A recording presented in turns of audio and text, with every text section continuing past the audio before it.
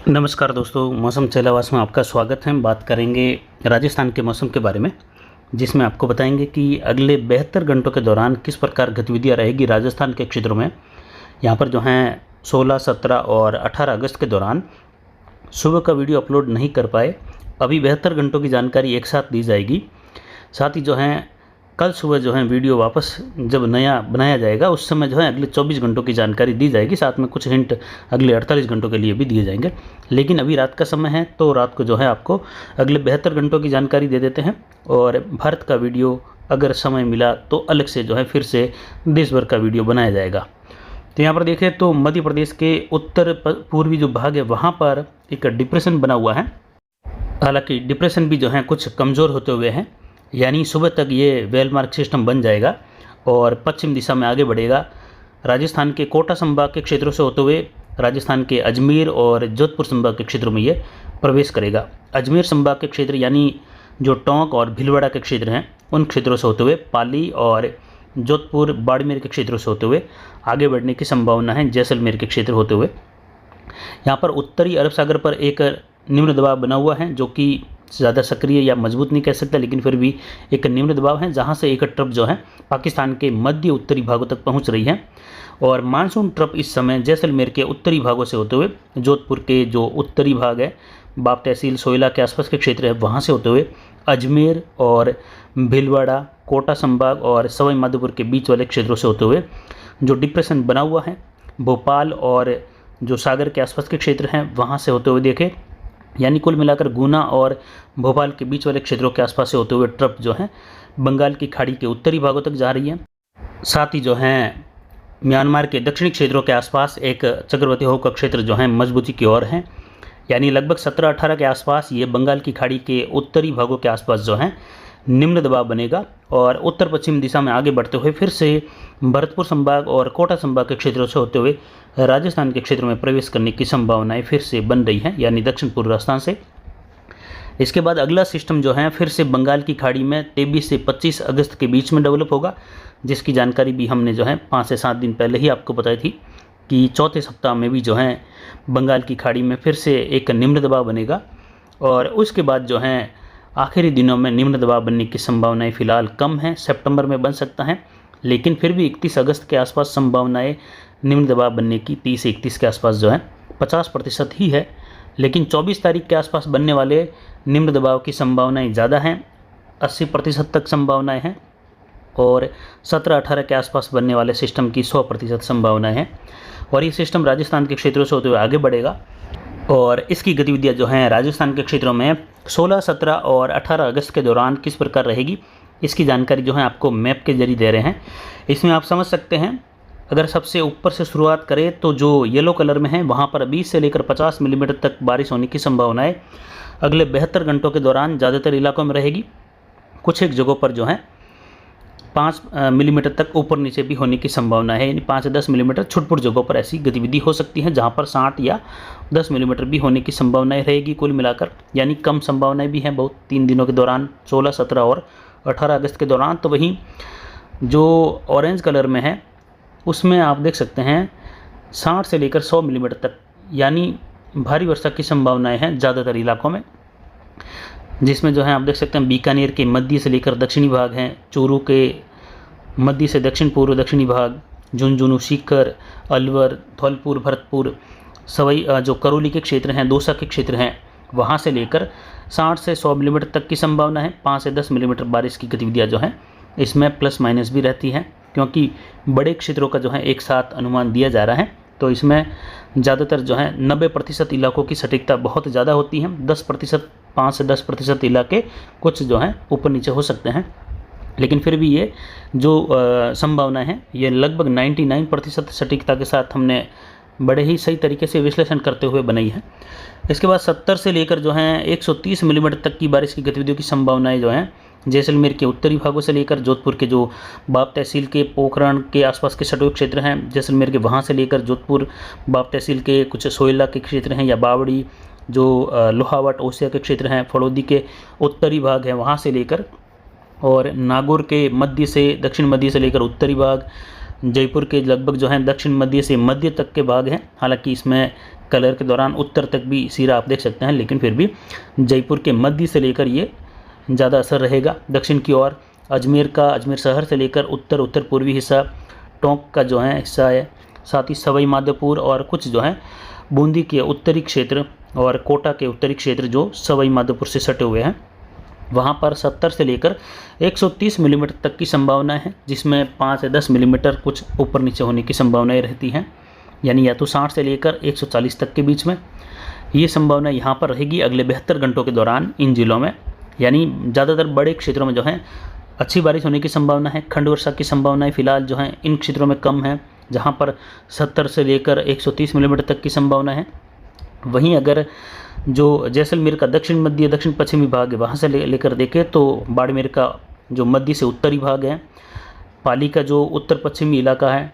और जोधपुर का जो मध्य से पूर्वी हिस्सा है, दक्षिणी जो नागौर का क्षेत्र है, दक्षिण पश्चिमी अजमेर, दक्षिणी बूंदी का क्षेत्र है, कोटा बूंदी के क्षेत्र हैं, वहाँ से लेकर अगर देखें तो जो बारां के क्षेत्र हैं, चित्तौड़गढ़, राजसमंद, भीलवाड़ा, यहाँ पर जो है 130 मिलीमीटर से लेकर 200 मिलीमीटर या उससे कुछ जगहों पर प्लस यानी 250 मिलीमीटर तक भी हो सकती हैं, जो कि 16, 17 और 18 अगस्त की बारिश की ये टोटल काउंटिंग की संभावनाएं जो है हम आपको बता रहे हैं। वहीं अगर देखें तो जो अरावली रेंज के क्षेत्र है वहाँ से लेकर देखें तो उत्तर मध्य पाली से लेकर पाली के मारवाड़ जंक्शन, सोजत, रायपुर, जैतरण के क्षेत्रों से लेकर देखें तो रानी बाली, फालना, सुमेरपुर, पाली शहर के आसपास के क्षेत्र हैं, रोहट के पूर्वी भाग हैं, जबकि पश्चिमी जो भाग हैं रोहट, सोजत और जैतरण, रायपुर के, वहाँ पर जो है संभावनाएं 200 के आसपास अगले 3 दिनों के दौरान। वहीं अरावली रेंज के जो अजमेर के क्षेत्र हैं, राजसमंद के पश्चिमी इलाके हैं, वहाँ से लेकर बाड़मेर का जो बाड़मेर शहर से लेकर गडरा से होते हुए जो दक्षिणी इलाका है, बालोतरा से होते हुए पचपदरा, सिवाना से होते हुए दक्षिणी इलाका है, जालोर,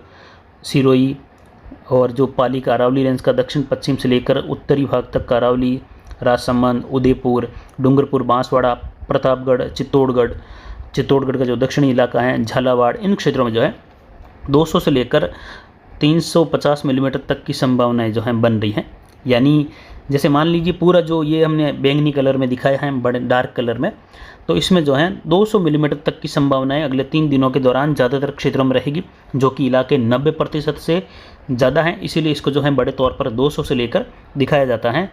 और 200 से लेकर 350 मिलीमीटर तक के बीच या कुछ एक जगहों पर हो सकता है अतिवृष्टि वाली गतिविधि के दौरान। माउंट आबू के क्षेत्रों से लेकर देखें तो ये भी इसमें आ जाता है। साथ ही कुछ जसवंतपुरा, सुंदरमाता की पहाड़ियों के क्षेत्र हैं, जो कि दक्षिण पश्चिम से बढ़ने वाला फ्लो जो है पहाड़ियों में, जो यू आकार की पहाड़ियाँ हैं उसमें जो है काफ़ी ज़्यादा चढ़ाई के दौरान बारिश कर जाते हैं। और इसी के साथ माउंट आबू के क्षेत्र हैं, रेवदर के क्षेत्र हैं, उदयपुर के जो झाड़ोल के आसपास के क्षेत्र हैं, गोगुंदा, सायरा, मारवाड़, गोरम घाट के आसपास के क्षेत्रों से लेकर जो सुमेरपुर तक के जो पहाड़ी क्षेत्र हैं, वहाँ पर पहाड़ियों का जो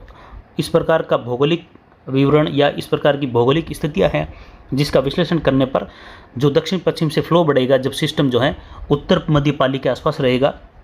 यानी जब ये सिस्टम पाली के उत्तरी भागों के आसपास से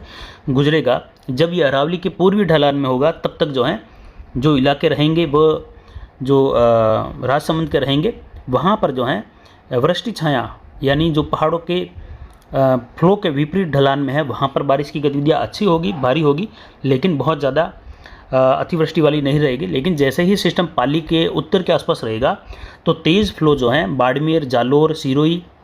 उत्तरी गुजरात के क्षेत्र हैं, यानी उत्तरी गुजरात का वो इलाका जो राधनपुर, सिद्धपुर से लेकर जो कच्छ के क्षेत्र हैं, डीसा, धानेरा, थराड़,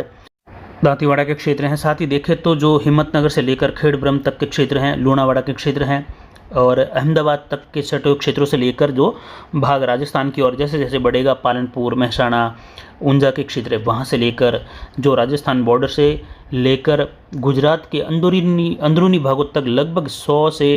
150 किलोमीटर तक का दायरा, जहाँ पर जो है 200 से लेकर 350 मिलीमीटर तक की बारिश की संभावना उन इलाकों पर भी है, जो कि राजस्थान से सटे हुए सीमा पर हमने इसको दिखाया है। तो वहाँ के किसान समझ सकते हैं कि बिल्कुल सटे हुए किसानों के यही बारिश होगी वहाँ पर भी,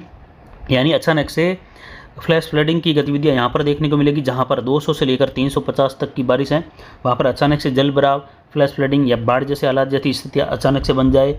और जो है भारी जल भराव, नदियों में भारी उफान देखने को मिले, और उत्तर गुजरात से लेकर दक्षिण राजस्थान, दक्षिण पश्चिमी राजस्थान का बॉर्डर वाला इलाका, अरावली रेंज के क्षेत्रों में भारी बारिश होने से या अति भारी बारिश होने से